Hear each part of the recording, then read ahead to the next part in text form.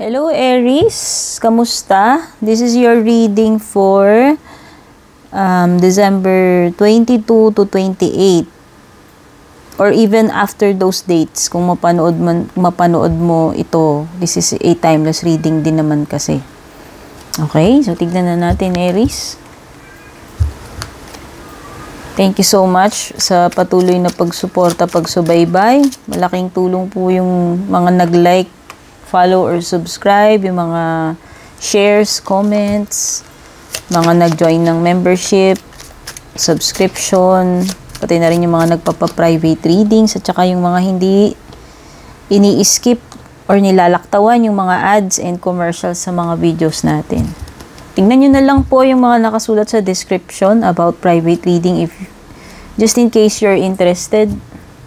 So this is for Aries, Sun, Moon, Rising, Venus signs or cross watchers. Tingnan natin ano yung mga dapat mong malaman December 22 to 28. You have here the Death card. It's a transformation, kagaya ng parang sa tarot lang. Pero parang ang binabanggit din kasi dito sa card mo is something na inevitable. Ibig sabihin, hindi mo na talaga ito mapiprevent from happening, Aries, whatever this situation is, no? And it's an ending, no? It's not always about may machuchugi, matetepok, guys, ha? Kasi, syempre, ganyan yung salita, eh. Pero this is something lang na, mag-i-end or loss if ever na meron kang experience na na mawawala. Mawawala, magtatapos and transformation, yun na naman na ibig sabihin nito.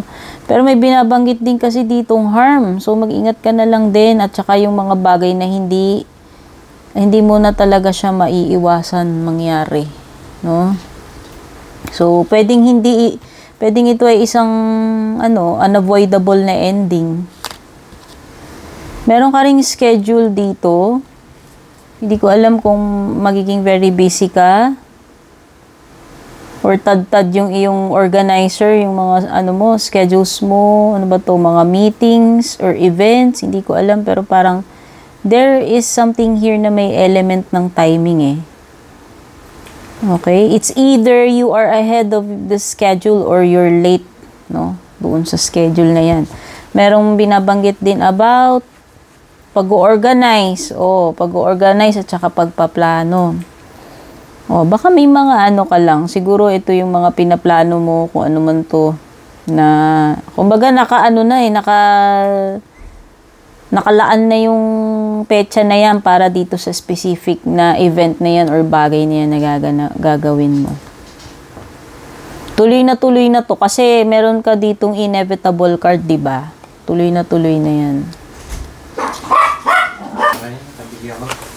Excuse me sa ingay, guys.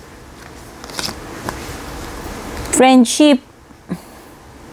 May team building ba rito? Kasi para may team. Or baka talaga ito yung mga tropa mo, no? Kasi may mga barkada dito, ayan, grupo ng magkakaibigan to, eh.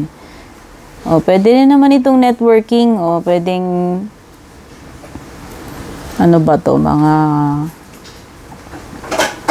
pwedeng organization or group or talagang yung mga kaibigan mo, barkada mo, o baka merong gathering dito, bonding yung magtotropa.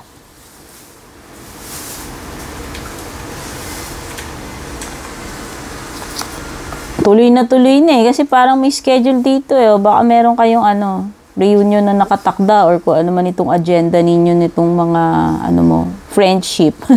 Mga friendship. Confinement, mag-ingat ha. Baka meron kasing ma-ospital. Okay? Or na yung parang feeling stuck. Kasi confinement, parang pagkakatrap yan, pagkakakulong eh. Stagnant energy. Okay? Parang nalagay ka sa isang restricted situation, na wala kang hindi mo yun, parang wala kang freedom na gawin yung gusto mong gawin or hindi ka makaalis dito sa ganitong klaseng setup or situation.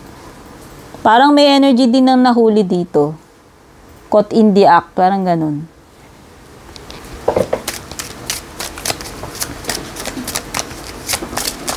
Okay. Silipin natin yung love life mo, dear Aries.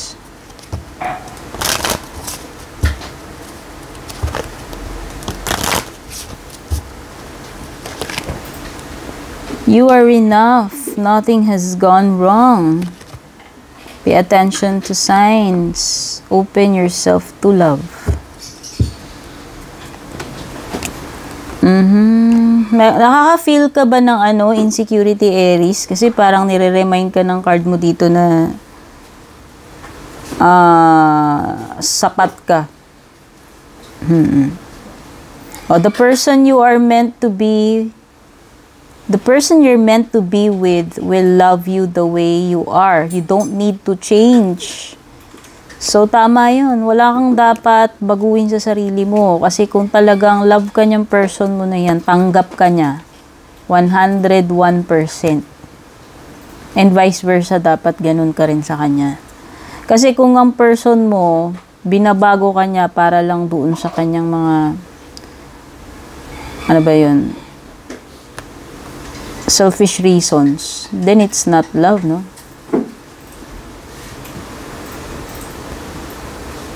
Paano yung kanta ni Karen Carpenter, no? Diba yung, you've got to love me for what I am, for simply being me.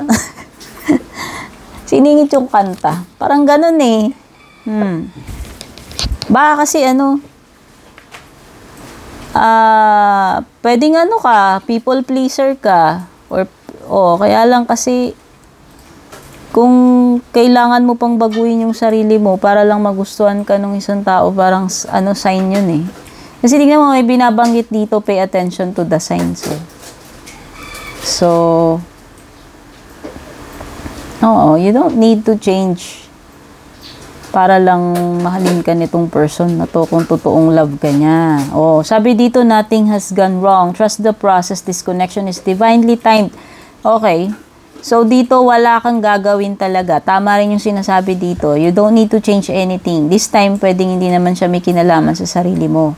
Kasi parang meron ditong divine timing na nangyayari sa sitwasyon ninyong dalawa. Sa connection ninyo. So, wala. This time, wala kang gagawin. Hayaan mo mag-unfold naturally yung mga bagay-bagay dito sa relasyon ninyo. Itiwala mo lang yan. Okay? Sabi nga dyan, wala kang dapat baguhin sa sarili mo, no? And then, wala kang dapat gawin dito but to trust the process. Pay attention to the signs. The synchronicities you have been noticing are not coincidences. So, pwedeng may mga palatandaan dito sa person mo. So, maging maging aware ka.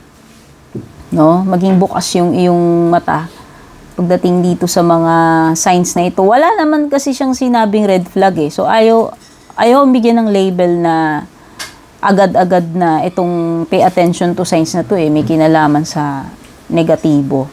Depende yan sa situation ninyo. Tsaka, by the way, this is a collective reading lang. Hindi lahat, tugma sa lahat. Hindi tutugma sa lahat. Ayan, nahihirapan akong magsalita ngayong araw na to. Open yourself to love, diba? Sabi nga i-surrender mo lang ito. Wala kang kailangan gawin at buksan mo yung puso mo sa pagmamahal. Ayan, it is safe for you to let your heart be seen. Don't be scared.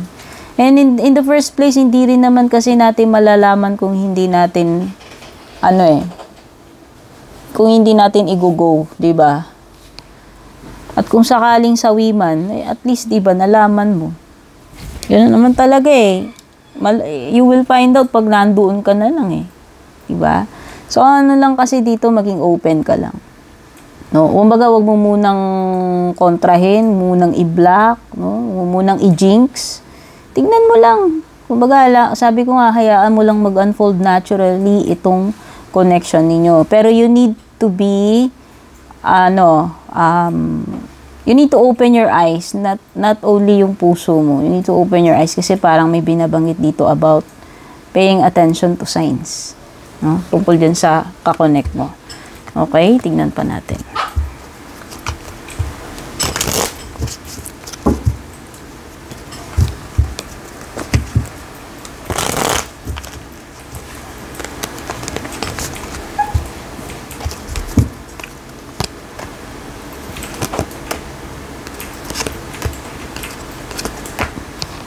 Okay? So, meron ka ditong, Capricorn energy, Virgo energy, Taurus energy, Gemini energy, at saka Pisces energy.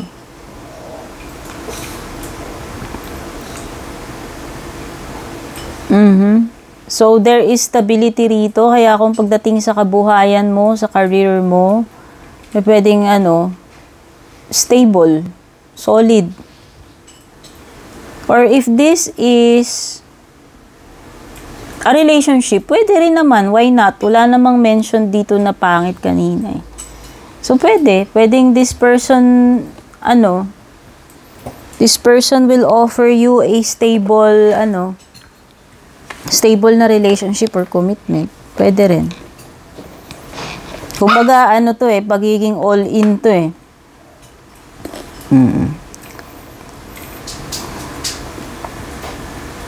So, nakikita ko rin magiging very hardworking ka itong mga araw na ito, no? Nakikita ko na magiging successful ka sa goals mo.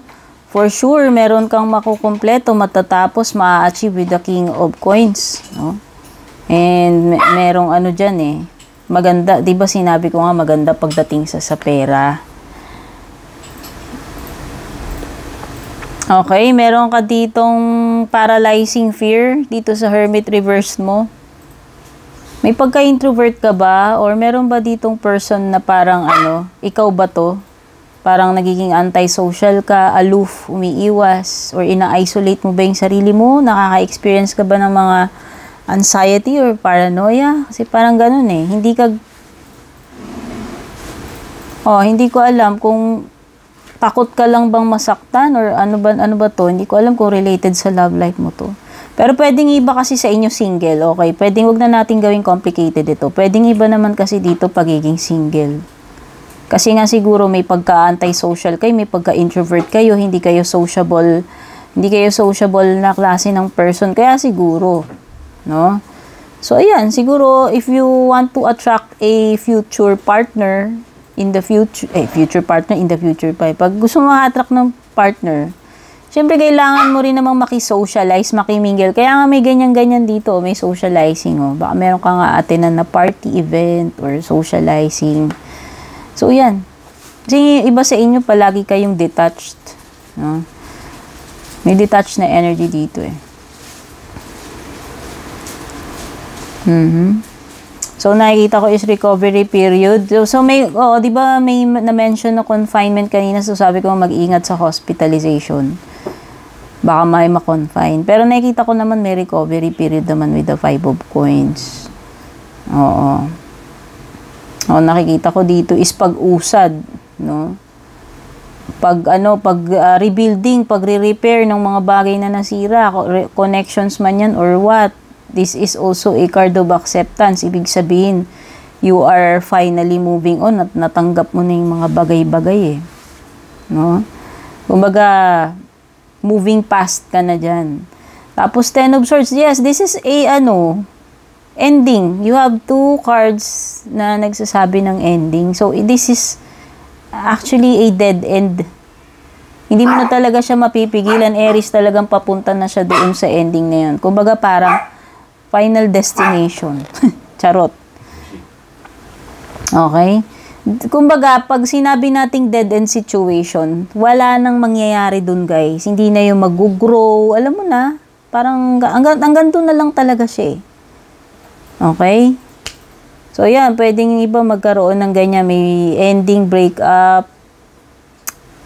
Kumbaga, na-hit mo na yung, naabot mo na yung dead end. There is nowhere else to go.